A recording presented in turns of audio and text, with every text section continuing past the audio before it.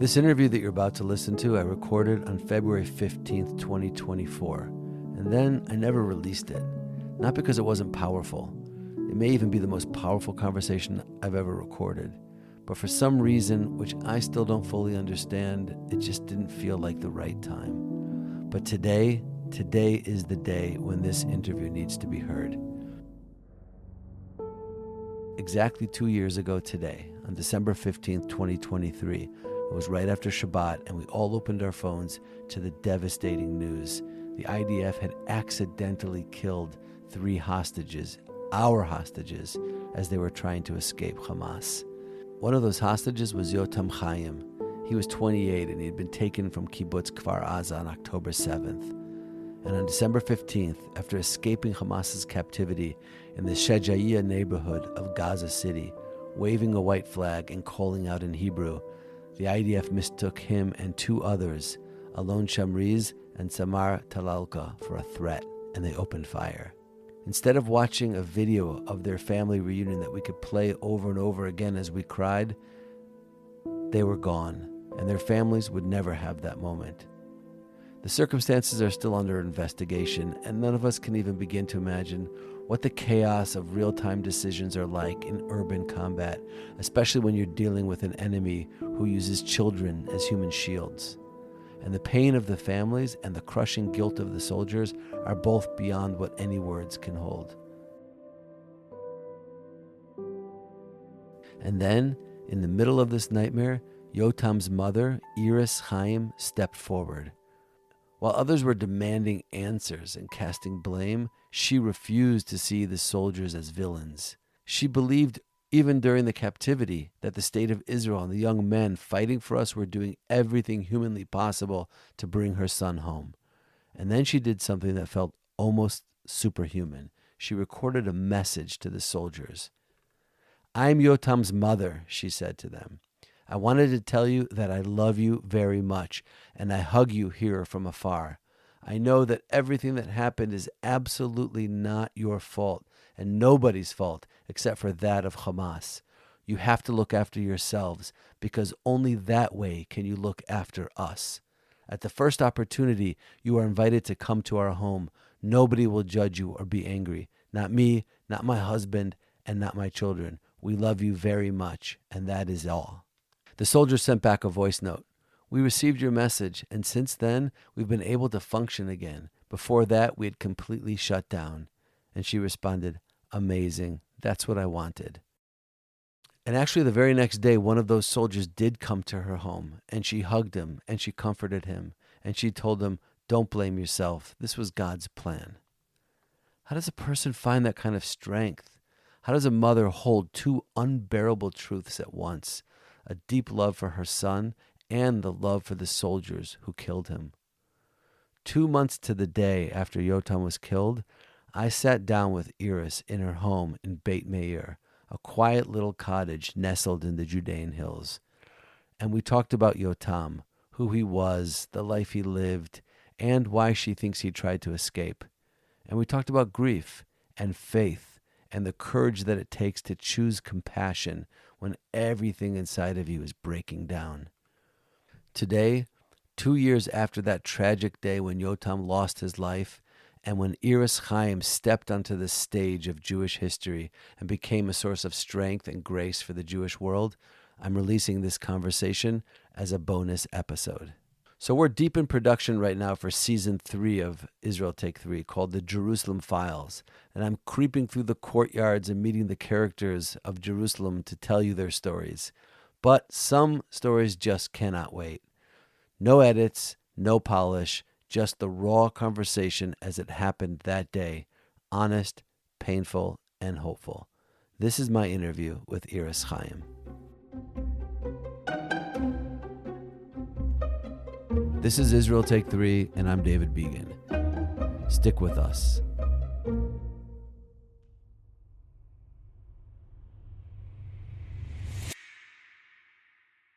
So first of all, Iris, thank you. Thank you for making time for us, for our listeners. We were talking a little bit before the interview. I don't know how you find the energy to do what you do. It's incredible. to share your story in so many different ways. But the world is really benefiting from it. I told people that I was coming to speak to you today, and my friends in America and my family, they were so like I was speaking to some very, very famous person, like a celebrity, and they were really excited that was going to hear your story and be able to share their story. So thank you for that. We have a lot to talk about. I guess maybe we'll start with talking a little bit about Yotam, your son. Share with us, if you can, a little bit about who he was, and what was he passionate about. What did he believe in? What were his values? What was he like? I know from hearing your story many times and watching that Yotam struggled quite a bit as a young man, physically and emotionally. And if you can share some of who Yotam was with our listeners so that we can have a better understanding before we hear this story. So thank you, all the listeners. Yotam, my son, is the second son. I have another son, Tuval. Yotam was born in Kibbutz Gvulot, and when he arrived to this world already, he had some problem in his intestines. He has block in the intestines. So I'm saying now that he came to a world that he needed to be really, really strong from the beginning to handle this world. He was a little baby and with a lot of pain in his stomach, and we didn't understand what he suffers from. Took almost 1 year to discover the problem, and in that year he really was in a lot of difficulties and pain, and he was growing in the kibbutz. Very, very smart, intelligent kid with a lot of fears and anxiety from the world. I think because of this year, the first year of him. And until the age of 11, he was had like a following problem because of the surgery. So this problem was also made him a lot of insecure and with a very low self-esteem. He was very beautiful, very clever and funny, but he didn't believe about himself that. He thought he's zero, that he don't worth nothing, and he became a really violent child. He was afraid of the world, so he hit. And as he was, like, when he was 17, he developed eating disorder. He was anorexia. He didn't eat. He was very, very thin. But he managed to go out of that problem, I don't know how, but by himself, with very nice and good people in the way. Not people that took care of him, but friends, and one person gave him work in a restaurant, and in that place he really, really flourished and became good and gained weight. And he was a drummer. He played music, very, very good drummer. He went to, his direction was heavy metal. And he had a band of his own. It's called Persephone. And the people, Persephone, like Persephone, from this place. And also these people in the band, they really saw Yotam. As I say all the time, that Yotam, he looked nice, he looked very nice. He didn't look like different, but he felt different. And he didn't believe that somebody can see the real Yotam. He was afraid and didn't know how to explain himself. But people that really look deeply to Yotam's heart, they found Yotam.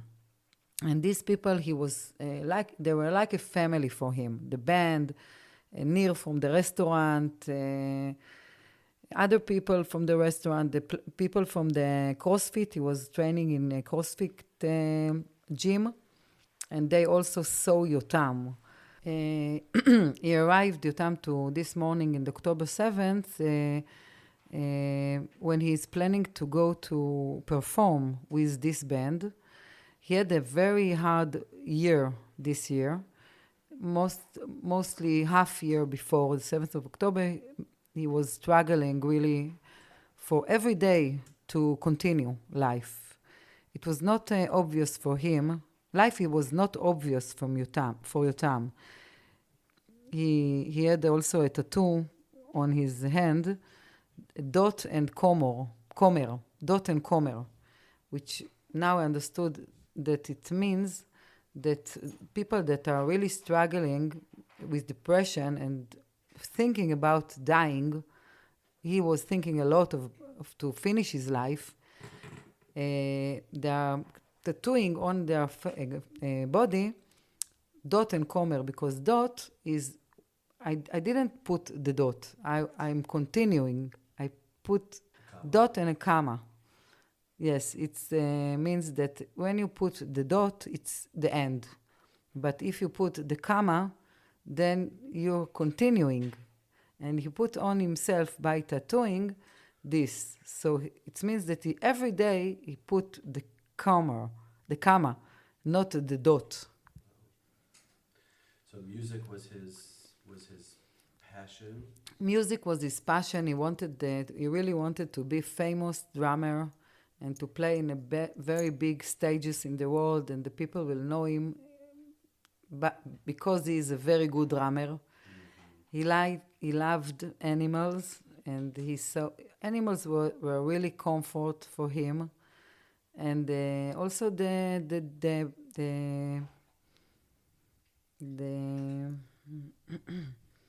CrossFit, the training, sport training.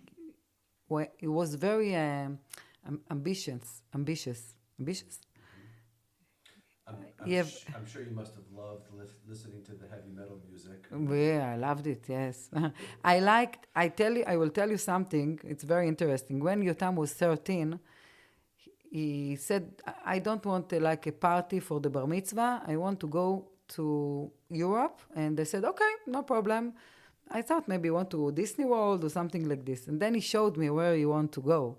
He wanted to go to a heavy metal festival in Germany, in a place called Wacken.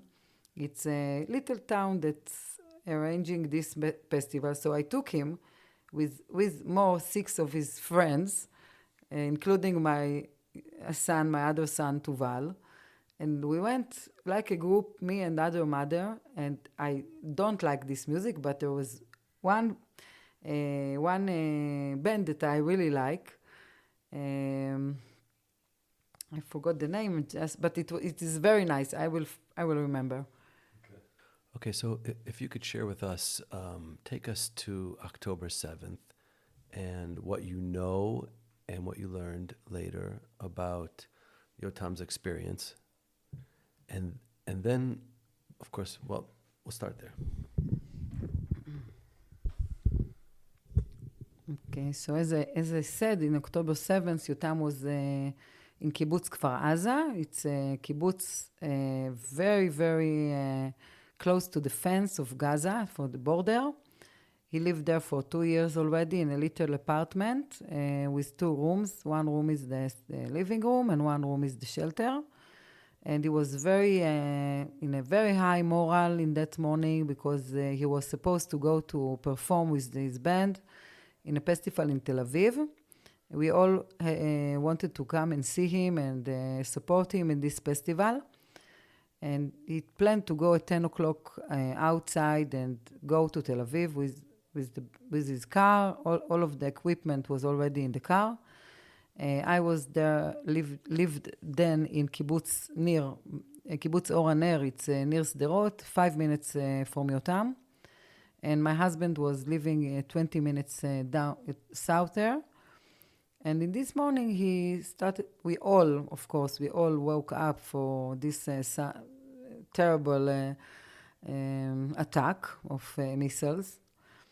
And Yotam was telling us all the morning that he will really, really disappoint that he will not go to perform. This was his most no worry. But later on, he is taking videos of what's happening there in the kibbutz. He's in the shelter. He's very cool. He looks cool. He looks not. He was not in a panic or hysterical. He's playing the drums. He's laughing at the situation in the beginning, but later on, at around at 10 o'clock, he started to say that the terrorists are inside the neighborhood, and they're coming inside his room. He's closing the door of the shelter, and also video filming the shooting. We have a video of just shooting inside the room, shooting on his door, and he's afraid. He's really afraid. He wrote writing to us that he's really afraid.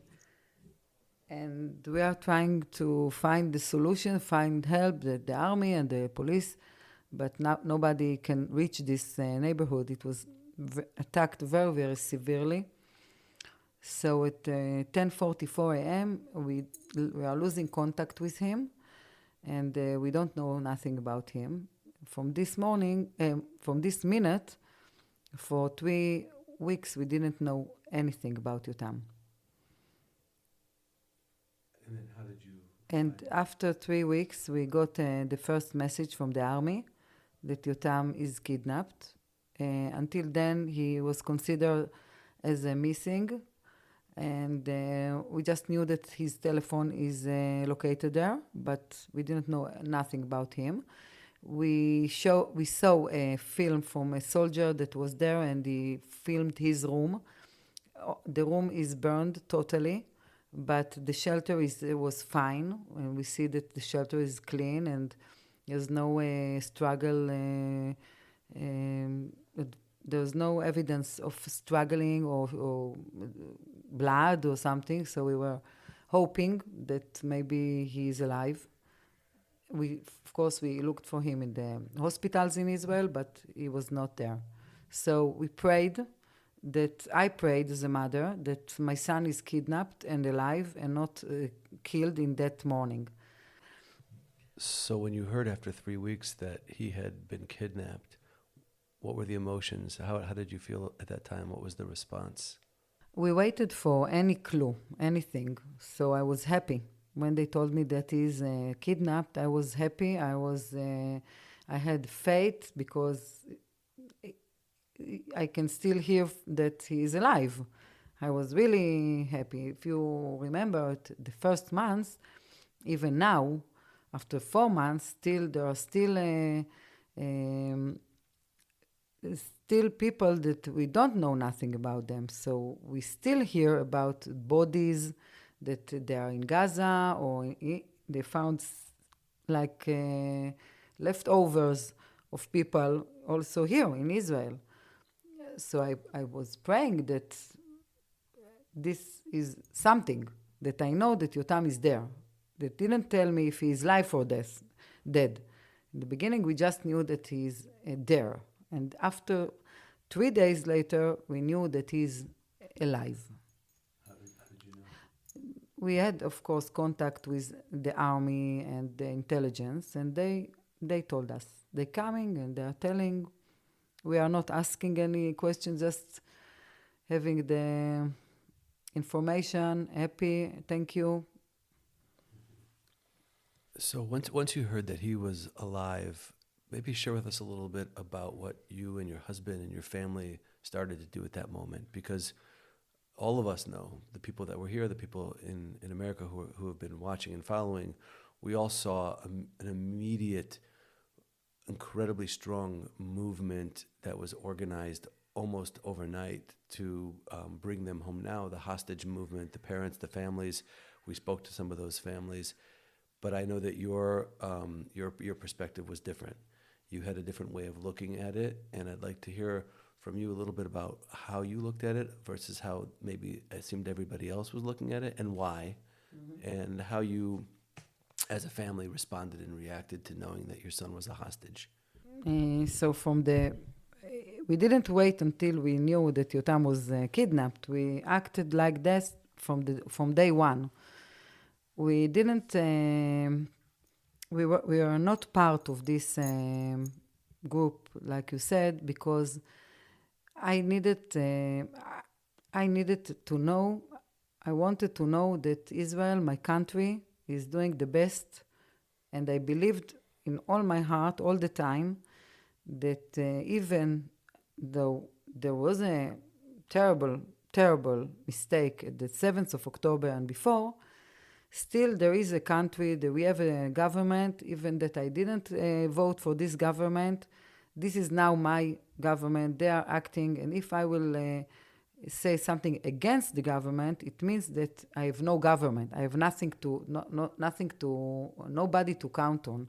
So it was like my psychological way to think. And I said, I have a good army. I have the best army in the world, the best intelligence, and they know what they are doing. And I'm sure that they will do anything and are doing anything, all for bringing them back. And I was really sure about it. So because I was sure about this, I couldn't shout in the streets, bring them now, because I knew that they are doing everything they can to bring them now. So it didn't make any sense for me that if I believe that they do, why I need to shout, do. Understand what I mean? And then because I knew that my country is doing everything they need and everything they can, I went to another way of influencing Yotam. I went to a positive way. My positive way was to all the time to say, to believe that Yotam is strong, because he wanted me to believe that he is strong, to send him a good energy, good vibes, and we did it with music. We are a very musical family, so we brought artists to our house, and they played the music, they sang, and we sang with them, and we invite people to a concert in our house, and we talked to Yotam, and we said there, Yotam, we believe in you, Yotam, we know that you are strong, we believe that you are coming back soon, Israel is doing everything, and that was the way that we believed will help Yotam. And also I went to England and London and Australia, and I talked there to the governments, to the diplomats, but we were always in the positive way, not to blaming. It was all the family wanted to act like this. We didn't want to go to demonstration. We didn't like the blaming and the environment of what was like in the. It's not all the families, of course. There is a big group of families that think exactly the same like me. Just not all of the people hear them, and they didn't talk all the time in the television. So this voice of supporting the Israeli government is also, there is, not just me. In this time between October 7th and December 15th, which we'll speak about in a few minutes, during those weeks, how were you staying positive? And what were you doing and what were you not doing? Were you watching the news and watching social media? Were you trying to avoid that? How did you find the strength? I think that's what is so remarkable about you and your story. And how did you find the strength to be positive and to carry on and to stay hopeful and to look for the good things and to focus on all the good? First of all, I decided not to look in the television. We closed the television. We didn't see any videos of Hamas, nothing at all. We didn't hear nothing. We just was with ourselves, with the music, thinking and hoping and using imagination of Yotam, drumming on the floor. I believe that he's getting his medicines. He had a chronic disease, a physical chronic disease. He had ankylosing spondylitis. It's an autoimmune disease. and he got a shot, a biological shot. And of course, I knew that he will not get this medicine, but I decided, I don't know how I decided, but I wanted to believe that he is getting some painkillers and that he is using his humor. I just forced myself to believe in the good things, and I didn't accept any other way. And when people said to me, but see, this one and this one, they told that he is dead and this one is dead already. I said, okay, but it's not mine. And until I will not get the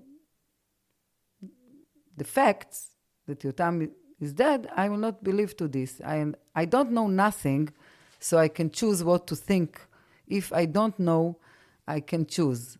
And I chose to see the bright side, even that I didn't know. Maybe it's not, maybe I'm living like in a movie, but that's what I could do. Not to be insane. I didn't go to demonstration. I didn't say that there was like the mistake that happened in 7th. I didn't talk about that. I just talk about Yotam, and that Yotam is strong, and that I want to believe that he is strong. And as I said that, I believed in that more and more. And also I thanked all the time, thanked to Israel, thanked to the army, said thank you. Like you say, in opposite of others, I didn't blame, I said thank you. And when I said thank you to all kind of things, I saw a lot of light. Because what happened then after the 7th, yes, Yotam was kidnapped, but there was so many good things happens that we cannot ignore them. And I didn't ignore the good things that happens. And we managed to stay positive. December 15th, it was Shabbat. I remember because we had our phones off and we didn't know anything. Just felt like a normal Shabbat until Saturday night. We opened the phones and we saw the news of what happened. The whole country was in shock, devastated, and I'm sure that has to be one of the hardest moments of your entire life. If you're able to, if you're okay speaking about it, can you share with us a little bit about what happened that day and what you heard and how your family experienced the news? Matter of fact, today is the 15th of February, so it's exactly 2 months since that Friday evening. We are not religious, so it was a very nice day, and it was end of Hanukkah. The Chanukiah was full with the 8 candles, and I know that we are calling this Zot Chanukah. Very nice day. I was interviewed in one of the channels here in Israel, 14, and I thanked all the people that helping us. I said names of the people, not just the organizations, but also the names of the people.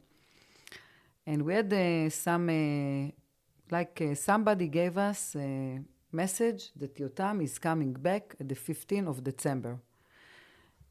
I don't know how to call it in English, a person that can, tikshur.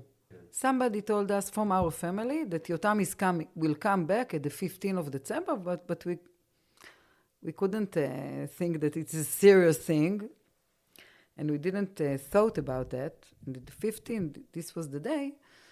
In the afternoon, I got a telephone from the officer that she was with us since the 7th of October.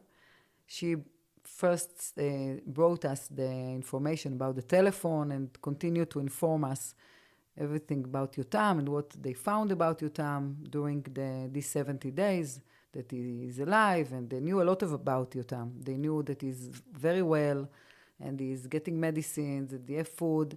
One of the Thai people that was released in the deal, he was with him 53 days. So he informed, and we were really optimistic. 1 week before the 15th, they came and told us that Yotam, they know where he is, and what about him. So all the hopes were, you know. And in that day, after I got the telephone, I went to my house. I was alone there. My family arrived just later, and they told us there was a group, a delegation of officers and police women, doctor, and a social worker that came to the house. And I didn't know what they want, because 1 week before we knew already that Yotam is okay. And they told us that Yotam was killed by IDF. And we couldn't believe. The first maybe 1 hour, I said just, no, it cannot be. It's not true. It cannot be. It's not true. But as you said, later on we understood, and it was the most terrible and unbelievable day or minute of my life. I felt I couldn't believe anymore that he will come back. And it was really, like you said, devastating. And I saw just black then. I couldn't understand nothing. And my son was, everybody, we were all in shock. It's very hard to explain this feeling to somebody that didn't felt. I think just somebody that know what is to lose a son or brother can understand. There's no word to explain the terrible message. What we learned on the news and the way it was presented to the public was that Yotam and 2 other hostages had escaped from the Hamas captivity and were running towards freedom when the soldiers saw them and fired on them. I'm sure you've thought about this many times. In your mind, can you describe for us what you think was going through Yotam's mind at the time to leave? Why did he make that decision? What do you think he was picturing? What do you picture that they were picturing in those moments? Yes, it took me 1 or 2 days to start to think like this. What was in Yotam's mind? What was really the point there? Because the fact is that they didn't run to freedom. They planned a really good plan. There were 5 days walking inside this place in Sajaiya, 3 people after 65 days of captivity. And they're planning how to reach the IDF and how to come back home. It was not just, 5 minutes of running. It was planning. So when we understood that, I understand that Yotam, first of all, he was very... Yotam, and I'm talking about my son, but there were 3 of them. And I thought that Yotam was like a partisan that choose that if he need to die, he will die free person. He couldn't know if he will die or live, but he knew that to be in captivity, it's not for him. It was enough for him to be in captivity in his normal life, and his soul was willing to be free. Also, before the 7th of October, he struggled for this, to be free of fear, of all his anxiety, depression, what people are thinking about me, I'm not good enough. It was enough for him. He wanted to be free. And to be free, first of all, from this, and also to sit in the tunnels, he said to him, I'm going out. Yes, I will. The success is by just going out. I don't know if I will live or not, but I succeed just by doing that. So for me, it's success. What Yotam did, for him it was success, for me it was success, for his brother and father and sister. Yotam will, for us, he is a partisan. He was not sitting in the ghetto and waiting. He did something to go out. And as the partisan were not sure that they will live, they just wanted to be free people and to die as a free person. And I think that's what was in Yotam's mind, to prove to himself and to all the world and to his parents that he is so strong, more than any soldier. And that's when I thought about that, and when I started to see the bravery story about Yotam, not the mistake of the army, not that he is a victim of something, that he chose to do something, it really helped me. And I was not angry. Of course, I was not angry. I was not angry because I know that it was a mistake. And nobody did it in purpose. And that the army now is in a very hard situation, that they need to see if there is a terrorist or a kidnapped or citizen. So they don't know. It's very hard. And people said, yes, but what if there were not... these soldiers were very young, maybe if it was adult, more mature soldier. So I said, what does it matter? If. I don't like this word, if. Because this was the situation. That's what's happened. I don't go back and say, what if. And this is also very helping. I'm like telling a story about Yotam that is making me stronger. And Yotam also is now stronger in the hearts and the minds of all of the world, because he will be remembered as a brave person. I didn't know. So five days between when they got out. Yeah. What were they doing during those 5 days? They just wanted to try to reach IDF. And they were Guiding in houses and eating there. I don't know how they did it. Amazing. They left they left one message. They wrote help, 3 kidnapped here, but nobody paid attention to that, and nobody thought that there can be that they are there. I think you became a hero for the Jewish people because of the strength that you had, and the incredible ability to be able to forgive the soldiers, the actual soldiers who accidentally shot your son. Maybe you can share with us a little bit about, I know that there was during the morning period, during the Shiva, the soldiers came. I know you had communication with the wife of the commander, of the officer. And I know that the soldiers came to the Shiva, to the morning house. And maybe you could just walk us through that and describe that experience for you. Our Shiva was very public, and there were many, many people came, thousands of people. And one of them was the women, the wife of the commander.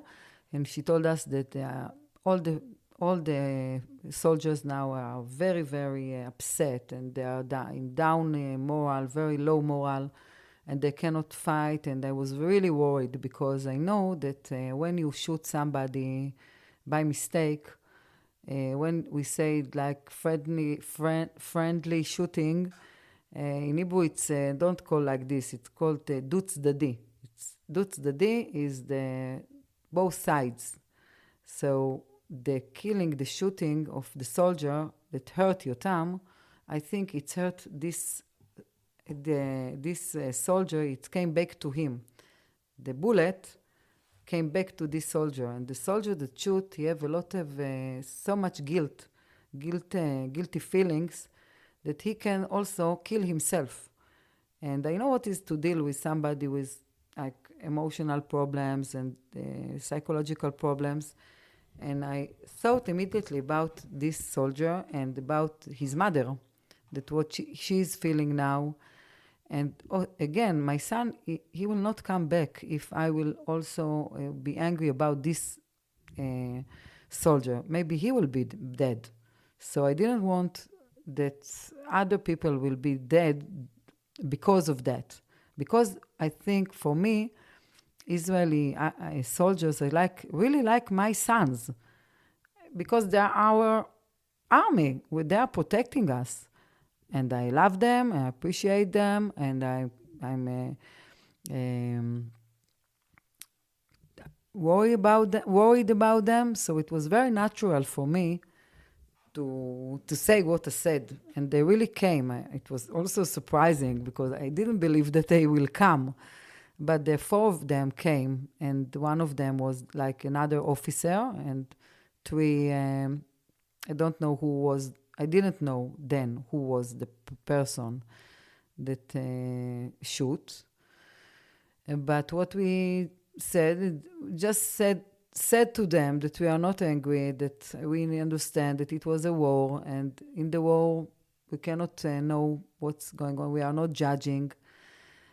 We are sorry that our son is not with us, but for him, I think it was better to die from Israeli army and not Hamas. Like I told you before, he didn't want to be murdered. He was killed as a brave person. He was not murdered. So every word for me, have a meaning. And we told them, we hugged them, and we said to them, go, do what you need to do. Yotam is in a very good place now, and we are sure about that. Of course, we wanted that he will come back, but we cannot choose sometimes the end of the story. Not always the end is good. And we can do from it good as we said and tell the story differently. That is the power for me. I think when you sent that message to the soldiers, and all of us immediately saw it on our WhatsApp, on our phones, that message went all around the world. Yes. And you gave them incredible strength, and you gave the whole Jewish nation unbelievable strength at that moment. So thank you for that. That was an incredible point in this very, very difficult war for all of us. The last thing that I really wanted to ask you about is the last 4 months have been terrible for the Jewish people in Israel and around the world. We don't know what's coming. We're expecting a war in Gaza. I mean, we're expecting the war in Gaza to continue. We're expecting a war in Lebanon. There's a lot of anxiety. There's a lot of unknown. Do you have a message right now for Israel, for the Jewish people, a message of hope, a message of something that you could share with us to help us get through these next months of this war? Yes, of course. In the 7th of October, we experienced the worst thing that could happen to us. We couldn't believe, nobody believed that something like this will happen.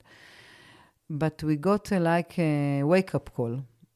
Wake-up call that all of us here is one nation. We are all together. Me, I'm a not religious person, and I learned to understand that many people in Israel are, even that they are, I thought that they are different. For me, now I understand that we are all the same, and we all have the same purpose. So this wake-up call will make Israel better. For me, I believed in 100% in the power of the people here. The people in Israel are very, very strong, and the nation, the Jewish nation in the world, are really supporting us, and you must continue to believe and support that Israel is the only place that the Jewish people can live and stay in safe, without anti-Semitism, and we must continue to be very, very strong against all our enemies. What I saw in this period of time, of these 4 months, that we have a very, very strong, like who is now in Israel, the women, the wives, we all in the same mission now, to fight and not to freeze, to be active, to continue to be very, very active in the unity of our people, not to come back to the hate that we had experienced before, not to give our politicians to tell us who is good and who is bad.